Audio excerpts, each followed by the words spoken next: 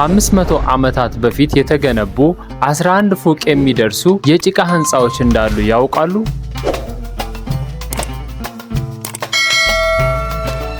ዛሬ ወደ የመን ድንቅ ከተማ ሺባም እንጓዛለን።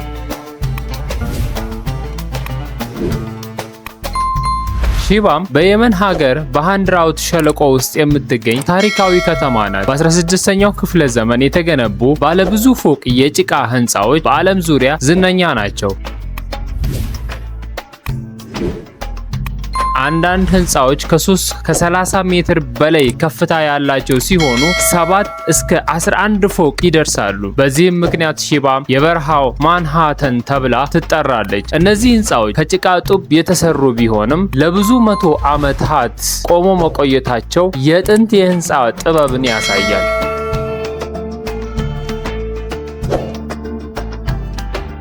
በ1982 ሺባም በዩኔስኮ የዓለም ቅርስ ዝርዝር ውስጥ ተመዘገበች።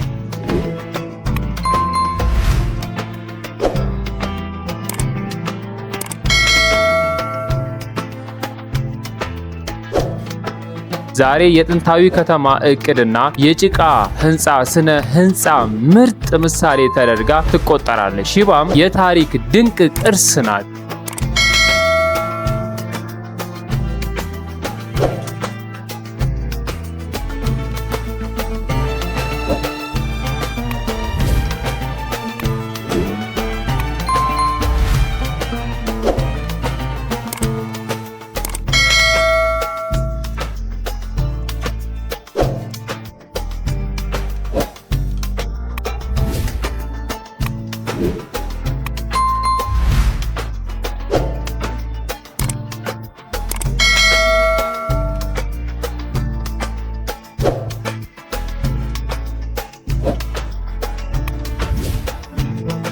ከወደዳችሁት ላይክ ያድርጉ።